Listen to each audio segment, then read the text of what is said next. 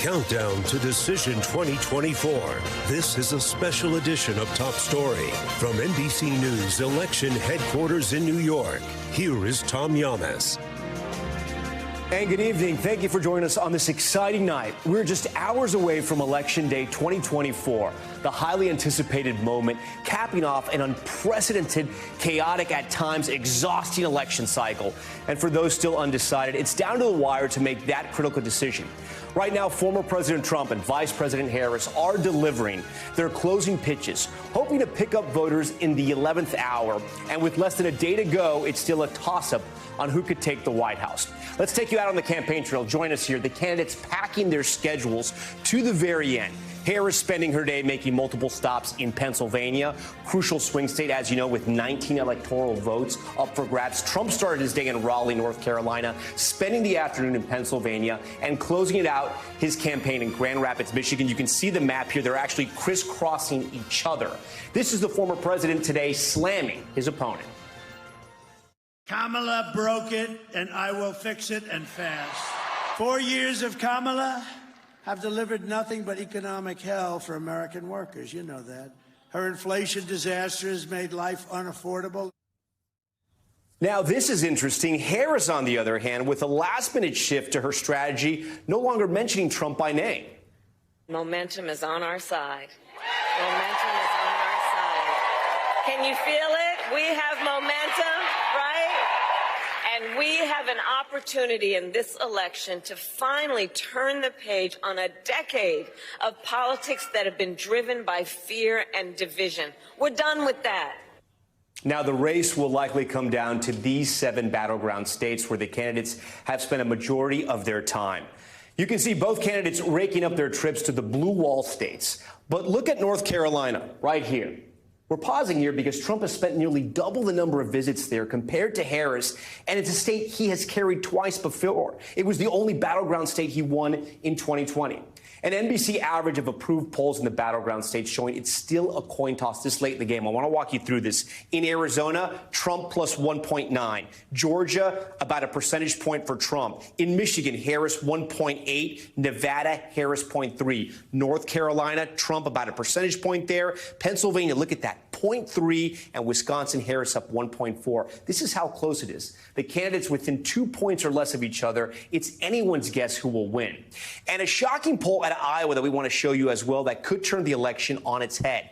It was Harris up 3 points over Trump within the margin of error. And remember, Trump held the Hawkeye state by large margins in 2016 and 2020. Remember, he flipped that.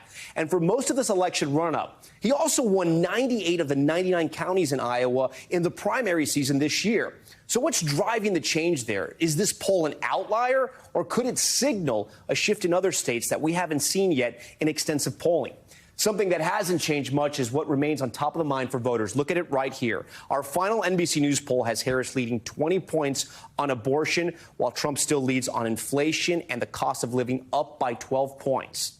There's a lot on the line this election, several states with a number of ballot initiatives, including abortion. That issue is on the ballot in 10 states. You see them all right here. You can see there are a few battlegrounds as well. It's going to play a major role at the polls. At this hour, more than 77 million Americans have already cast their vote. Early voting is smashing records. 41% registered Democrats and 39% registered Republicans. That is significant because usually Democrats have a bigger lead in the early vote. And a reminder, just because they register with the party doesn't exactly mean that's how they will vote this time around. This election will go down as historic for a number of reasons, including, get this, the steep price tag. Presidential ad spending across the country reaching a staggering $3 billion since January of 2023. In the battleground states alone, more than $580 million were spent just since March of this year. And as we near the end of the race, the FBI and other law enforcement groups are ramping up security measures, you can imagine. The FBI announcing today they're already seeing an uptick in domestic threats. We asked voters how they're feeling ahead of Decision 2024. It's too much. We're getting bombarded with everything. There's a lot riding on this one. Our freedom, our safety, the safety of our families and our grandchildren. I'm excited to see the page turn and for democracy to win. And I'm nervous that something might go wrong. All right, we have complete team coverage tonight. Our reporters are on the ground in the battleground states spread out across this country with a pulse on the state of each race. But we want to start tonight in battleground Pennsylvania, the biggest prize of them all. NBC's Peter Alexander's there. Of course, Pennsylvania with its 19 electoral votes. The Keystone State could be the key to the election. Let's go live to Philadelphia and Peter. And Peter, I want to take a look at the map of where Harris has been today. She's been all over the most important battleground state, Pennsylvania. Walk us through her final day on the campaign trail.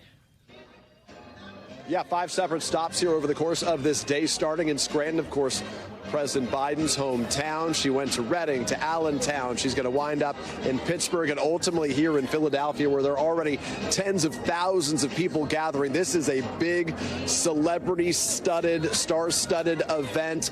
Lady Gaga will be here. Ricky Martin, Katy Perry performing a short time from now at that event in Pittsburgh. They are breaking out all the stops for this, which, as you know, with its 19 electoral votes, is the most crucial battleground of all.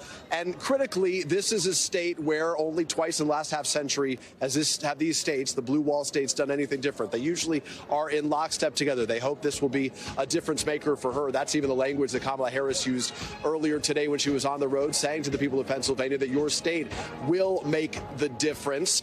Critically, there are some key issues that they're hoping will help them. Late deciders, particularly some of those who supported Nikki Haley in the Republican primary. Almost 17% of Republicans voting for Haley in the Republican primary.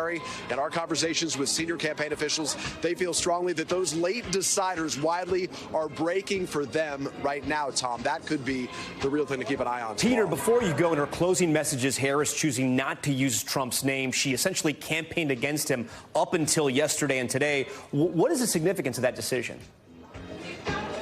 Well, she's still campaigning against him, but in her event earlier today, she referred to him not as a fascist or a tyrant as she had in some of the previous events she's held over the course of the last several weeks, but as the other guy here. Her campaign is focused, as they describe it, on what is a fully optimistic, a positive message, in the words of a senior campaign official. And I'll tell you, I spoke to a top Harris ally only a short time ago who said going into tomorrow, they would rather be in her heels than in his shoes. They do feel like they have the momentum right now, and it's certainly what they're leaning into. One takeaway, Tom, that I think could be a difference maker is the get out the vote operations, what they need, the ground game, as we describe it. Consider this, 90,000 volunteers knocking on more than 3 million doors this weekend alone in those key battlegrounds. And only a matter of minutes ago, Kamala Harris herself knocked on a door in Reading, Pennsylvania, surprising a supporter there. Tom. All right, Peter Alexander on the campaign trail on this final night of campaigning. Former President Trump also making a final stop in Pennsylvania. NBC's Garrett Hake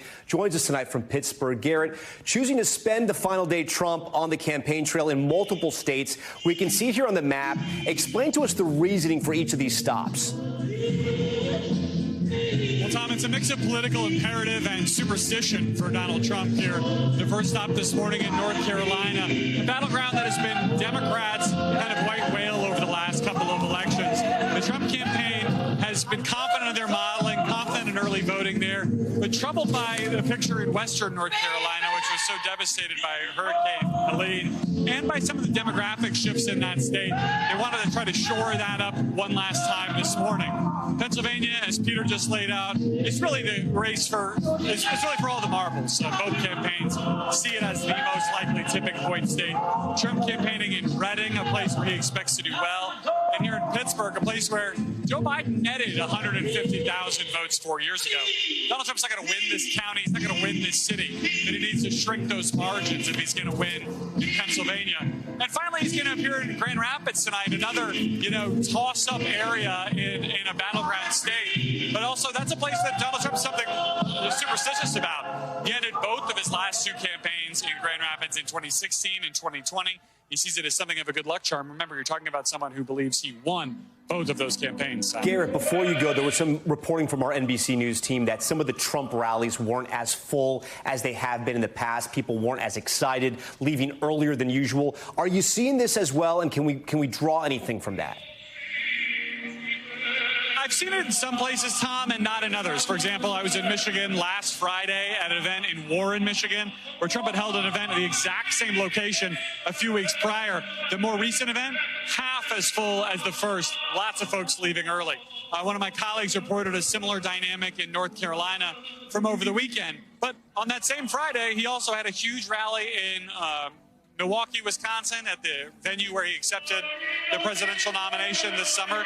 And here in the arena where the Pittsburgh Penguins play in Pittsburgh, they've got the arena set up to hold 10 to 12,000 people, and it'll hold that tonight. So it's a bit scattershot. If I had to make an educated guess at it, I think the states that have a lot of early voting, folks have banked their votes for Trump. They consider themselves done. Here in Pennsylvania, for example, where there's not as much early voting, this is a race all the way through Tuesday, rather than one that you complete when you turn in your ballot a few weeks early. Garrett Haake, who's been living on the campaign trail for about 2 years now. Garrett, terrific reporting. We appreciate you. Now to Georgia, a key battleground state in the 2024 election and 16 electoral votes. The focus of false election interference claims in the 2020 election, you will remember. Now the RNC and the Georgia Republican Party yet again filing lawsuits ahead of Election Day, this time concerning absentee ballots. For more on the state of the race in Georgia, Blaine Alexander joins me tonight from Union City. It's a suburb of Atlanta. Blaine, I know you've been there all day. Talk to me about the lawsuits here and what any new reporting we may have. Well, Tom, we're looking at a pair of lawsuits that were filed over the weekend, essentially saying that Fulton County and a handful of other counties were acting illegally by allowing people to return absentee ballots at county government offices over the weekend. Now, it's important to note that in the state lawsuit, a judge has already kind of rejected that lawsuit, saying that their actions were legal, basically saying that voters have until the time that polls close on Election Day to return those absentee ballots. So allowing them to do so at county government offices over the weekend was within legal limits. But there is a pending federal lawsuit. There's going to be a hearing on that tomorrow. I think what's notable about this, Tom, though, is that county officials told me today that these are what they expect to be the first of possibly more lawsuits to come this week. In fact, I spoke with the chairman of the Board of Commissioners here in Fulton County. He says they've got attorneys at the ready, that they almost are telling people they are ready. They understand that there will likely be more lawsuits to come, and they're prepared to fight them. It's a similar posture from what we've seen from the Secretary of State's office as well, bracing for those legal challenges in the days to come, Tom. Yeah, and Blaine, before you go, Vice President Harris's path to victory largely involves driving up the vote in the Atlanta metro region. What have you been seeing as far as ads, excitement on the ground, anything you can pull that leads you one way or the other? Who has the momentum in the Peach State?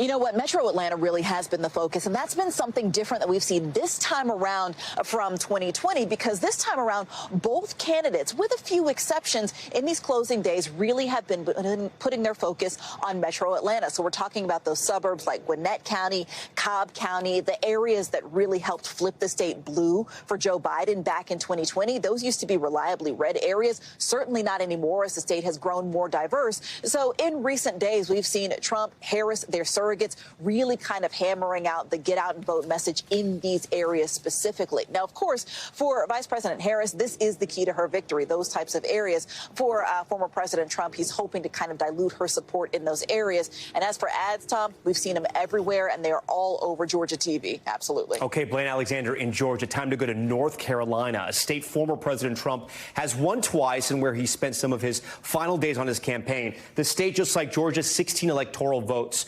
According to a recent New York Times poll, though, Vice President Kamala Harris is leading Trump by 2 points. That's within the margin of error. For more on whether or not we could see a surprise in North Carolina, Antonia Hilton joins us live tonight from Raleigh, the state capital. Antonia, Vice President Kamala Harris's team, which feared the Tar Heel state, was slipping away less than 2 weeks ago, now saying they consider it, quote, very much in play, and Trump spending more and more time there. How worried is the Trump campaign? How optimistic is the Harris team?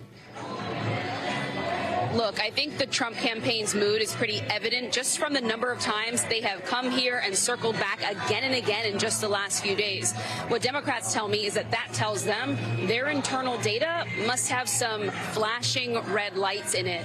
And the Democrats are feeling really good now. And in fact, I got the chance to talk with Governor Roy Cooper here, who is close with Vice President Harris. And he told me these are the factors.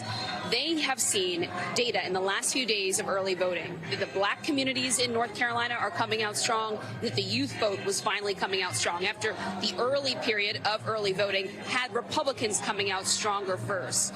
Even in hurricane-ravaged, the western part of the state, the Buncombe County area, Yancey County, some of these parts where people were really concerned people weren't going to make it to the polls, people are overperforming there. And then Democrats here are also closely watching that eye-popping Iowa poll. And you might think, well, what does Iowa have to do with North Carolina? Well, there are rural white communities here that match part of the electorate there. And so their thinking is if she is overperforming with those voters, she very well may be overperforming with people in those communities here. And if you take them, add them to the historic black turnout from 2008 when Obama took this state, if she can combine that with the youth vote, she might be able to recreate that moment and make history tomorrow night, Tom. Antonia Hilton is going to be a nail-biter there in North Carolina. We can't wait to see what happens. Turning now to battleground Michigan, 15 electoral votes where Kamala Harris made her closing pitch to voters there yesterday. And as we mentioned earlier, where Trump will hold his final rally. The latest New York Times Siena College poll here, it is showing Trump and Harris neck and neck in the Great Lakes state. If you take a closer look, you'll see the gender gap we've been talking about. Harris with a 17% lead among women, Trump with a 21% lead among men. NBC's Jesse Kirsch joins us live tonight from Grand Rapids, Kent County, the River City, where former President Trump is set to speak tonight. Jesse, Vice President Harris made it a point in Michigan to close out her campaign in a show of force with other women, including events with Oprah and Michelle Obama, Gretchen Whitmer. Talk to us about the pitch to voters in a state where abortion is not on the ballot. Yeah, and that's something we've asked the campaigns about as well, Tom, because for those who may not remember, in 2022, they enshrined abortion access into the state constitution here in Michigan. And so it is not something that is directly on the ballot, but I talked with Governor Whitmer yesterday at a canvassing event in the Detroit suburbs, an area where Democrats are trying to make further inroads and potentially capture that segment of the electorate in this state. And the governor said that if Trump is back in office, what comes next?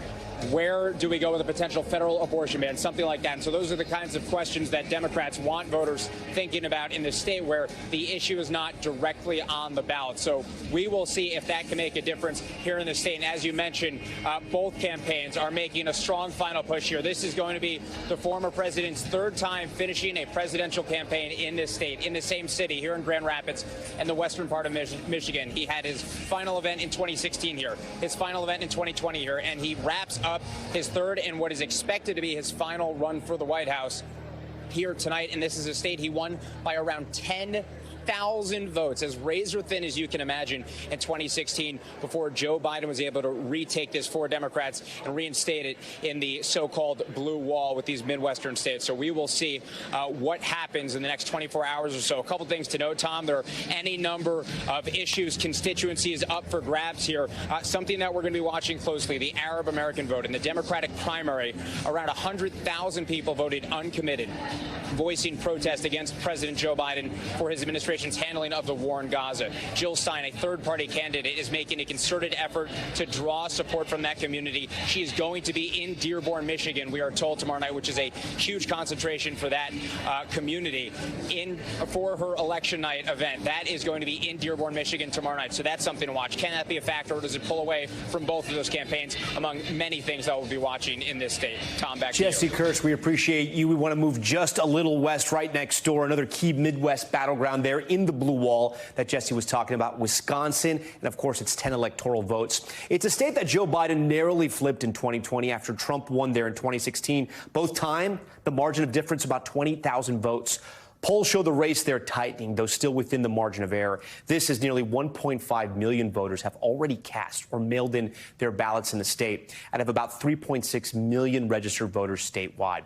Shaq Brewster joins us tonight from West Allis, Wisconsin. It's a suburb of Milwaukee. And Shaq, all eyes will be on Milwaukee, right? Election officials are bracing for another long night. Do we have any idea when we might get the vote in from Milwaukee? We remember it stretched out into the next day in 2020. Well, Tom, I'll tell you, this morning I spoke to Milwaukee's main elections clerk, and this afternoon we heard from the state agency that runs elections, and their message is extremely clear. There will be a long night of counting here in the state of Wisconsin, and they point to the significant early vote that you just mentioned. You mentioned across the state, about 1.5 million people have already cast that ballot, either early in person or returning that mail-in ballot. That's about 40% of the state. But the thing is, here in Wisconsin, clerks cannot start processing those ballots until polls open on Election Day. So that's a lot of vote that they are not able to start opening envelopes for or running through tabulators until polls open tomorrow. So that's going to lead to significant delays. If you look historically, it was the 2022 midterms. We saw that Milwaukee wasn't able to process those ballots until the middle of the night, about 12 midnight, 1 a.m. Eastern time. When you go back to the 2020 election, it wasn't until about 4:30 a.m. Eastern time that the significant amount of absentee ballots were able to be processed. So clerks are saying, despite the increase in staff that they have, despite the high-speed tabulators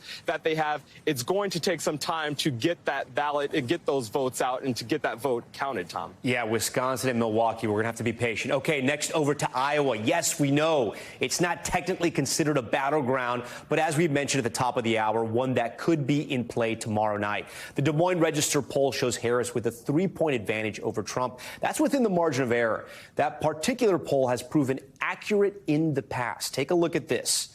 You can see the final poll on the left and the actual election results on the right. They've been pretty on the money. NBC's Maura Barrett joins us now from Dubuque, Iowa. Maura, polls can be wrong. The polling results are stunning, though. The voters you've been talking to in Iowa, and remember, Iowa has those 6 electoral votes. If Trump loses Iowa, it actually changes the entire map for him. What are voters you're talking to saying? Do they believe the poll's right? Look, Tom, I've spent a lot of time reporting in Iowa. I lived here during the 2020 election, and Iowans are used to the political spotlight, but not at this point in the election cycle. And so looking at this poll and talking to voters here yesterday and today, they were just as surprised as we were, quite frankly. But it's really important to note how strong and how right this pollster specifically usually is. She usually puts out outlier polls, and she's been right nearly every other time before. And so that's why voters are seemingly taking it seriously. I think it's important to note here in Iowa, they passed and enforced a strict 6-week abortion ban this summer. And so we're seeing the shift in polling come from senior women and independent women. And that's a shift from 4-point lead from former President Trump back in September, that same poll. And so it's seemingly coming from those women. But this is something that could be a big implication, as you mentioned. Another point for former President Trump here, Republicans increased their voter registration advantage by 170,000 voters just from last cycle. And so as I've been talking to both Democratic and Republican strategists here the past couple of days, they all seem to think that the poll might not be spot on, that Trump could win by a smaller margin than before. But either way, that does potentially have implications in similar battleground states with similar electorates to here in Iowa, Tom. Maura Barrett with a lot of important reporting out of Iowa. Okay, we're going to strap on our boots and head out west. We're heading to Arizona now, a state where Trump has had his strongest lead in polls among all battleground states. 11 electoral votes there. The New York Times Siena poll showing Trump with a 4-point lead over Harris. This despite a win for Democrats in 2020. It was very, very close, though. I want to get over to NBC's Liz Croyce, who joins us tonight from Maricopa County, the battleground county there, at a ballot processing center where they are gearing up for Election Day. Liz, walk us through what you're seeing there and tell us how early voting is looking. Hey, Tom, yeah, we definitely need our boots here. I'm sure you remember very well all of the protests that happened at this very facility 4 years ago when Biden won by just over 10,000 votes here in Arizona. Right now, Tom, more than 2 million people statewide have turned in their ballots or voted so far, 1.5 million here in Maricopa County, and those votes are being processed right inside this building right now. The county does begin processing those ballots as soon as they get them. And, Tom, a big part of the messaging from the county right now has literally just been transparency. There are 24/7 live stream cameras inside of this facility, so anyone around the world at any time of day can watch those ballots being counted. That all stems from 4 years ago when there were so much questions and claims of voter fraud because of how tight the race was. And so right now the county is trying to say, here's the process. We're as transparent as possible so that they can kind of calm people's nerves, because they are anticipating that it could take several days again for all the ballots to be counted and for us to get results in these races, Tom. And then, Liz, the border is a huge issue, obviously, in Arizona. Could we see a split ticket scenario where voters vote for Representative Gallego, who's running for the Democrats for Senate, but also vote for former President Trump? Absolutely. Tom, time and time again, almost every single voter we talk to here, we ask them what their top issues are. It's abortion and it's border security. And both of those issues are literally, not just figuratively, but literally on the ballot, on propositions. And so we're hearing from women and voters who say they're coming out because of abortion, and that is heartening for Democrats and for the Harris campaign. But we are hearing from a lot of people who say that they are driven to come out here because of immigration. And I've talked to voters who are those split ticketers, including one woman who said those are her two issues. She's never voted for 47 years old. This is the time she decided to come out and vote, and she decided to vote for Trump and vote for the abortion measure. And in that New York Times poll you referenced, Ruben Gallego is ahead of Carrie Lake by 5 points. So I think it's very likely we could see some split ticketing here in Arizona. Okay, Liz Kreutz, we appreciate you. We thank you for that. We want to head to Nevada. I hope you brought some cash. We'll play some tables there in the Silver State. Democrats are trying to overcome a decided GOP advantage in the early vote. Republicans outpacing them in early voting by 4%. That's incredible. But they're hoping star power and a strong ground game machine will help them across the finish line tomorrow and really drive out the vote in Clark County, which could make or break the Democrats in that state. David Noriega live for us from a Harris Walz campaign rally in Sin City tonight. David, talk to me about why Dems are so worried about that early vote out there. Yeah, Tom, so just first of all, briefly to explain where I am, this arena will hold a Harris Walz rally with, like you said, a lot of star power. Eva Longoria, Cristina Aguilera, Los Tigres del Norte, a legendary northern Mexican band with a big appeal among Mexican Americans in the Southwest. And as far as early voting, Tom, first of all, Nevada is unusual because for most swing states, you can't really draw conclusions from the early vote. Nevada is different because historically, a very large percentage, up to 80% of all the votes cast are cast in this state early. So it's very important to look at where those numbers are at. And in a way that's very unusual, the Republicans are ahead by more than 40,000 votes. That's about 4%. So the Democrats find themselves in the unprecedented position of being the ones who have to scramble in the last 48 hours before the election to get out the vote, to make sure that people take their mail-in ballots to the mailbox, that they go in person to the polling locations and close that gap. Now, nobody knows, Tom, how that will end up. I've talked to people on the Republican side. They're very heartened by those numbers. They think that those numbers are going to hold after tomorrow and that they are going to flip Nevada red for the first time in several election cycles. When I talk to people involved in the Harris campaign, they are confident that the legendary ground game in Las Vegas, the turnout machine that they have from the Culinary Union, from the Harry Reid machine, will be enough to close that gap with the Republicans. Either way, Tom, this race is incredibly close in this state, closer than it was even last election cycle, which was very close. So nobody knows what's going to happen tomorrow and in the days that follows. Last thing I'll say, Tom, Nevada takes a bit of time to count the votes, so we may not get a result tomorrow. We may have to wait for a few days. Tom? Yeah, I was going to say Nevada's going to be so fascinating, but we're really not going to know until very late or early Wednesday morning. David Noriega, great reporting out there. Enjoy all those musical acts. All right, our special coverage ahead of the election is just getting started. In addition to the president, there are key Senate and House races, of course, which could shift the balance of power. We're breaking it all down with Ryan Nobles, as millions of voters have already cast their ballots. He seems to care about people, where Harris only cares about getting to the presidency. I think that it's going to be hard to break the barrier for a woman to be the president of the United States of America. But I think if anyone can do it, it's Kamala Harris.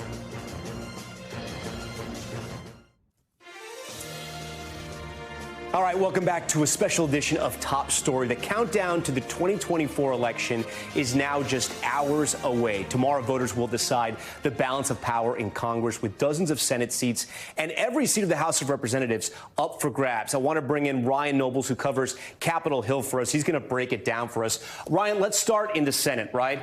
And we've unassigned those big races in the Senate here. Republicans with 49, Democrats with 43. Let's talk about first the big race in West Virginia. What's happening there, and explain why this might be a layup for Republicans. So the issue here is West Virginia is a very Republican state, right? Donald Trump could win here by 20 points. For a long time, they were represented in the Senate by Joe Manchin, who is a very independent senator. In fact, he's not even a Democrat anymore. He views himself as an independent. Manchin chose not to run for re-election. Jim Justice, who's the popular Republican governor there, specifically recruited by Mitch McConnell and Donald Trump to run. He's in the race. He should win this very easily, which gives them one of the 2 seats they need to take back control. He also has a very popular dog, right? That's right, baby dog. Baby dog that people love. He goes. Yep. So we're going to put West Virginia in the column for Republicans here. They're now up to 50. Let's talk about what's happening in Montana here. The incumbent Jon Tester versus Tim Sheehy. What's happening here? So this is another really red state. Donald Trump could win here anywhere between 15 to 20 points. We're also seeing that they're having a population boom in Montana, in many ways attributed to the really popular show Yellowstone.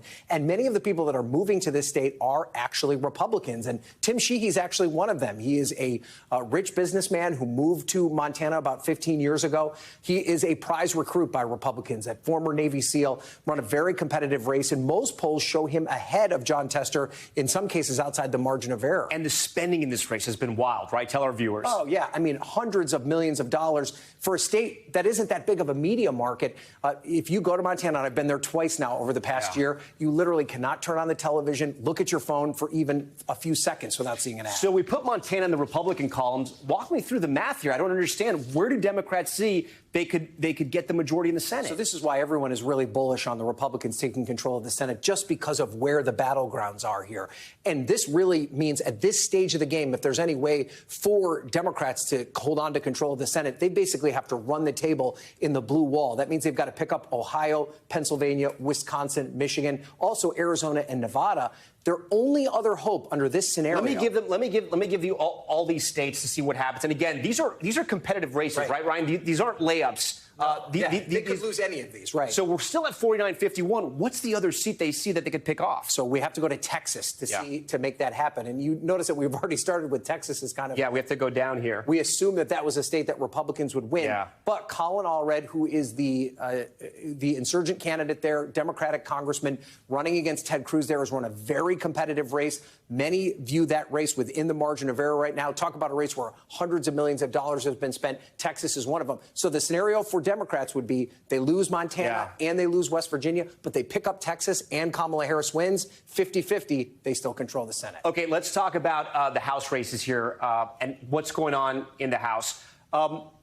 There are some competitive districts, right? We're talking about one in Virginia and one in New Mexico. We'll start in New Mexico. Talk to us about what's happening here with the race over here. I'm sorry, I was in Arizona, just over in New Mexico, right down here in this district, District 2. So the big thing about the House is that many of the most competitive races are not in the places that the presidential campaigns are competing. So each one of these candidates is running their own race. Gabe Vasquez is the incumbent here, but this is a district where President Biden won by a couple of points. Very competitive. Obviously, immigration is a huge issue that they're talking about in this particular district. Very different than a race that you also want to talk about, which is in Virginia, which talks about why the dynamics are so different in the House. Yeah, and Trump actually went to New Mexico. People were wondering why. Right. In part, it was to campaign. Right. Could that help race those as well. House Let's go to Virginia, and it's Virginia 7. Look at that. Hit it right on the money, the bullseye. Yeah, there you go. Talk to me about what's happening here. So this race is interesting because there was a very popular member of Congress, Abigail Spanberger, who represented the 7th District. She's now going to run for governor next year. Enter Eugene Vindman. Of course, his brother famously testified in the impeachment hearing of former President Trump, running against a veteran and Derek Anderson. They're both veterans, but this is another race. This is kind of the Washington, D.C. exurbs, not really the suburbs, a bit further south, closer to Richmond, where you have seen millions of dollars poured into this race. And this could be a bellwether. If we're watching the returns start to come in, this is probably a slight edge for Democrats. If Democrats are losing this seat, and it looks like Anderson's going to win easy, it could be a long night for Democrats. Yeah, it's just under the northern suburbs there. We'll see how those votes are coming out. Ryan Nobles, we thank you for all that. We appreciate it. Our special pre-election day coverage continues. Decision day just hours away. Former President Trump spending a significant portion of his time in North Carolina, a state he won twice. Is the Tar Heel state slipping from his grasp? And what could that mean for his path to victory? Stay with us.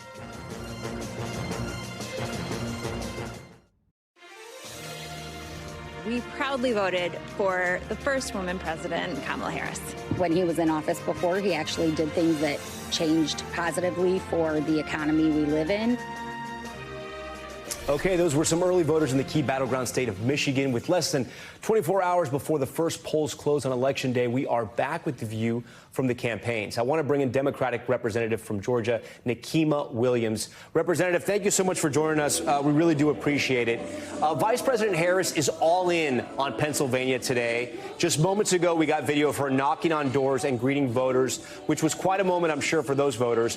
One of the Democratic senators from that state, John Fetterman, made some comments that I want to get your reaction to. Let's listen.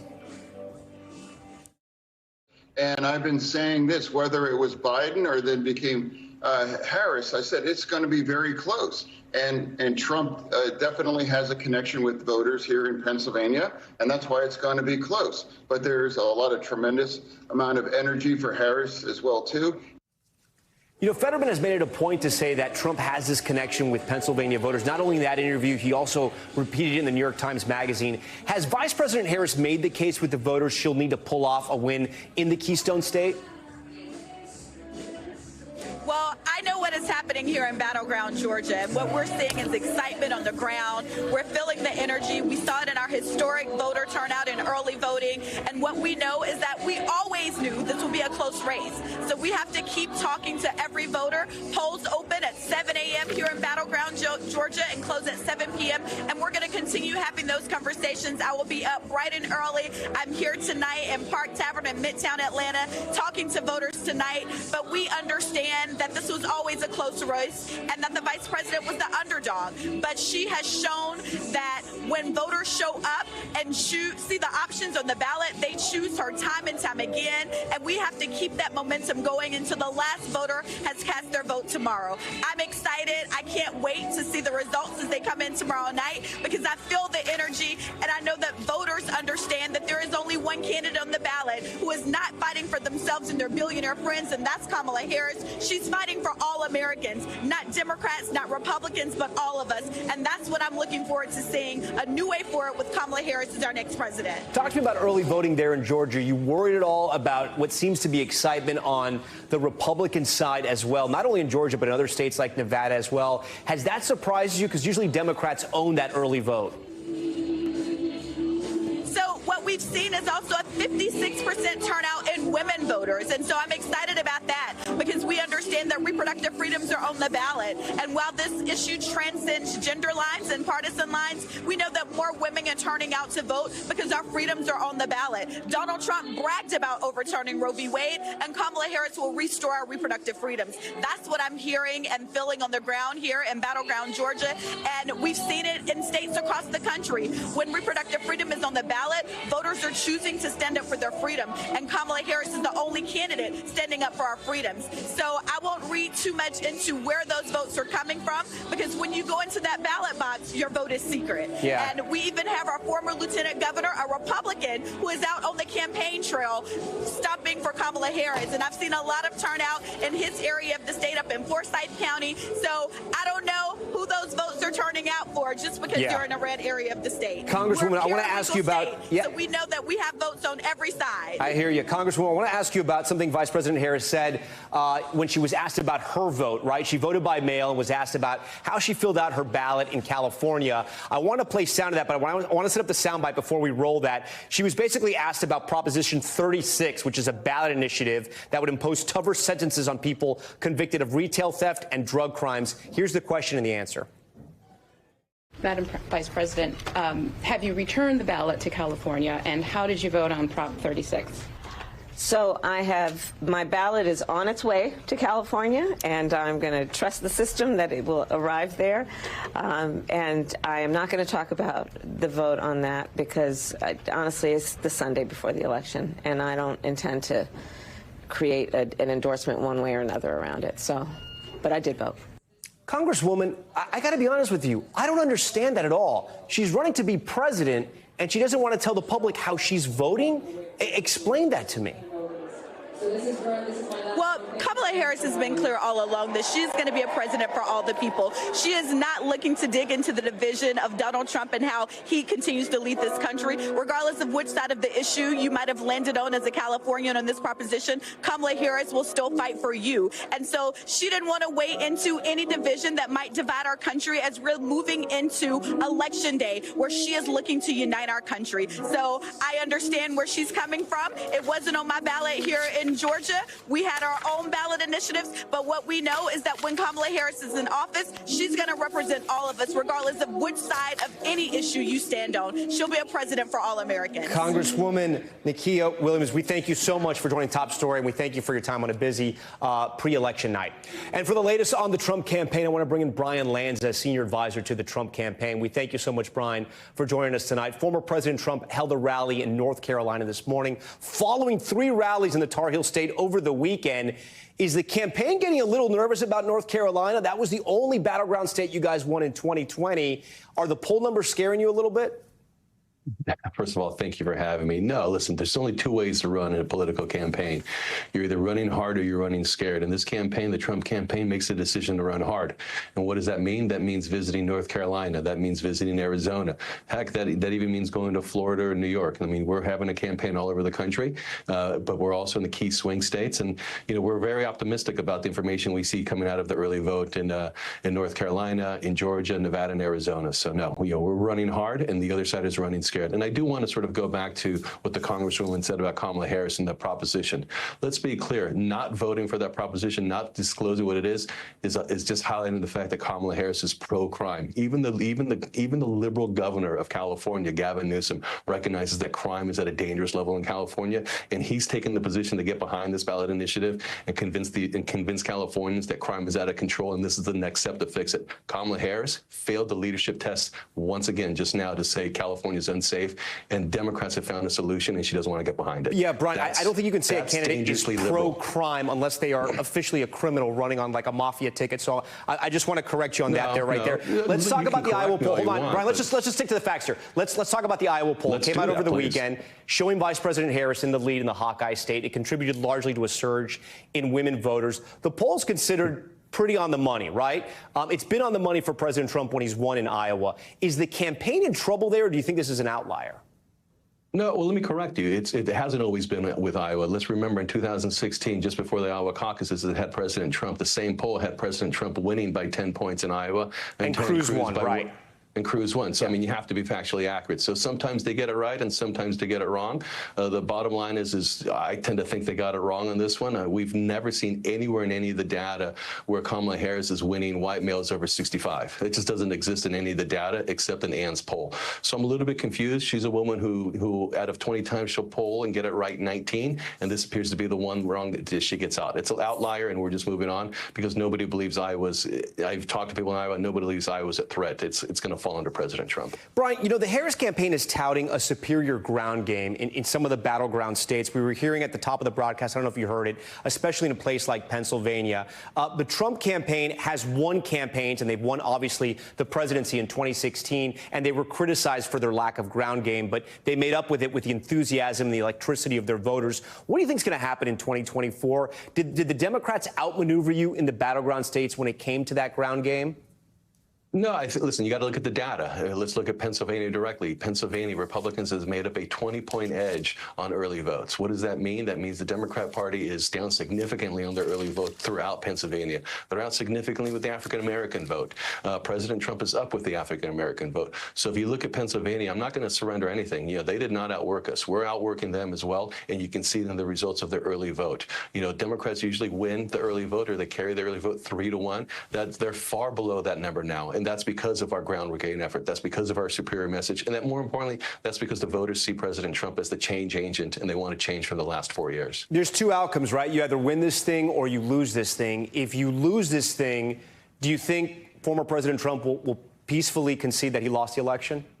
Listen, I think he's answered that question time after time. If it's a fair and free election, then yes, you'll have a direct answer to President Trump. But what we've seen in Pennsylvania is we've seen shenanigans taking place. We've seen people, committing voter registration fraud to the tunes of over 5,000 voter registration fraud. So when you commit voter registration fraud, it's usually with the intent to purpose to commit election fraud. So we're going to highlight that. We're going to continue to highlight that. But we fall under the same message we've always said. If it's a fair and free election and the Dems don't do any shenanigans, and we don't have any of these frauds taking place, then we know where President Trump stands. He's going to support the election. And if the fraud is happening, the courts will be there to make sure it doesn't happen. Correct. Okay, Bryan, we appreciate it. The countdown to the election continues. The candidates making their final pitch to voters. Will they be able to move the needle for those still undecided? Our political experts join us next.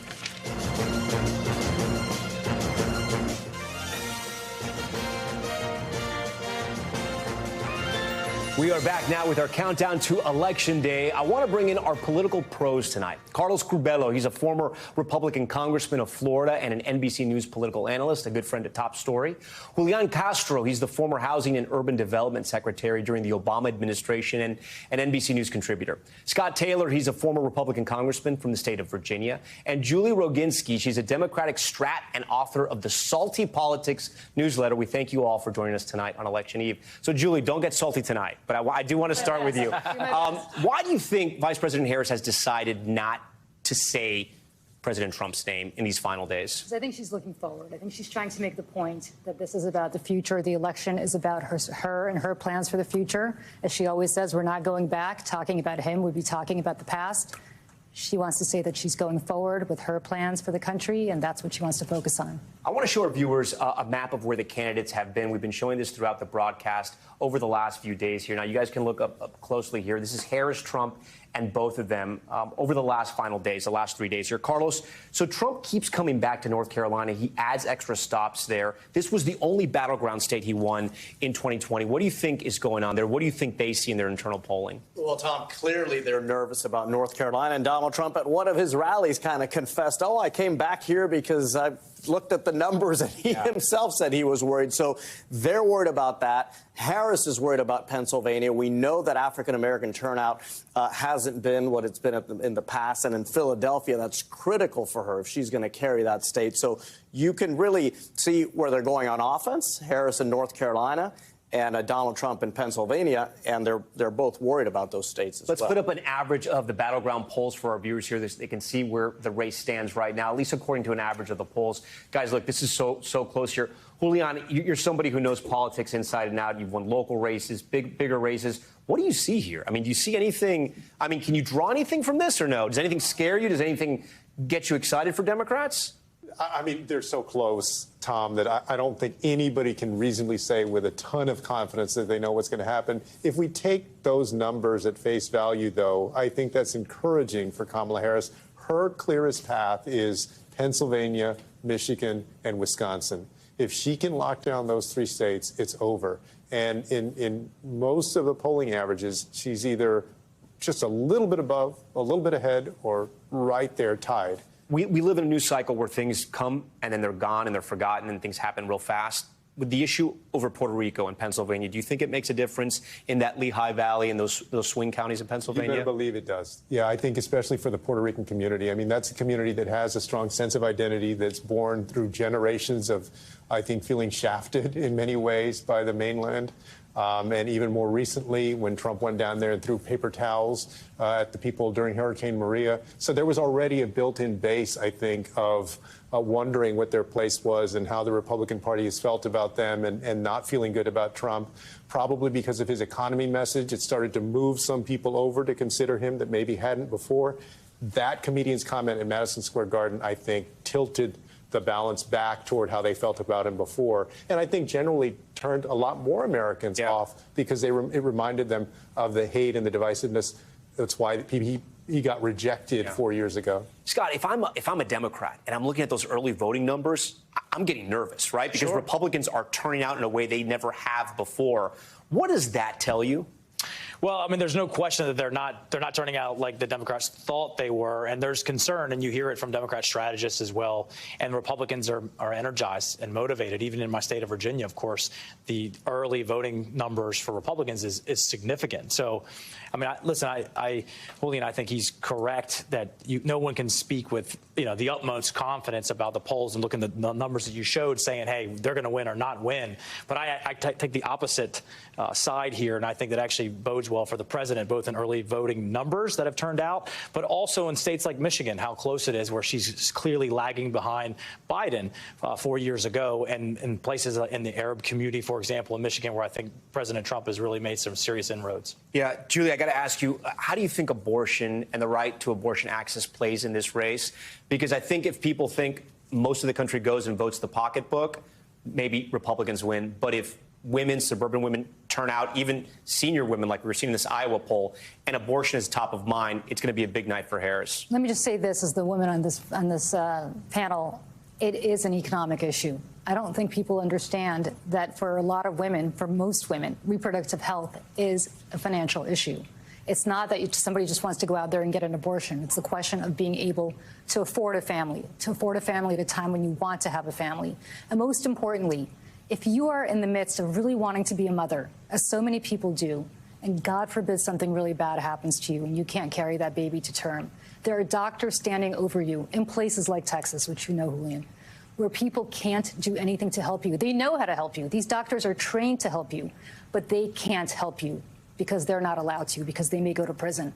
For women across the board, that is a nightmare scenario, especially for women who want to be mothers, especially for women and men who plan on having a family from a financial perspective, but also from an emotional perspective. This is the most important thing that you can do for most people. And yet, they're not allowed to do it in the way that they have thought consistently in our lifetime they've been able to. Carlos, you are a Republican, but you never hitched your wagon to the MAGA train. Do you think Republicans underestimated the issue of abortion? Do you think we're going to be surprised like we were in the midterms where there wasn't that red wave, and because of the issue of abortion, it changed the dynamics of politics in our country? Well, it's clear that they underestimated it because you've seen Donald Trump run away from the issue of abortion, right? This is an issue that Republicans used to hold up and constantly try to talk about and get voters to focus on, and now it's always changed the subject. So clearly the energy is there. But, Tom, beyond that, I think Donald Trump had a clear advantage going into this race. And look, he may win it, but it's going to be very close, right? He had a clear advantage, and I think he squandered a lot of that advantage by making it all about himself and the same insults and the same vitriol that he has used in the past. This is someone who survived an assassination attempt and couldn't garner all that goodwill to give him a big boost in the polls in this race. We only got about a minute left. Julian, is the Texas Senate race really up for grabs, or is Cruz going to win this? It would not shock me if Cruz loses. There's a lot of muscle memory for Republicans in Texas, and Cruz is winning, about 3 to 4 points in the polling averages right now, but he's not sealing the deal. He's at 47, 48 in these polls.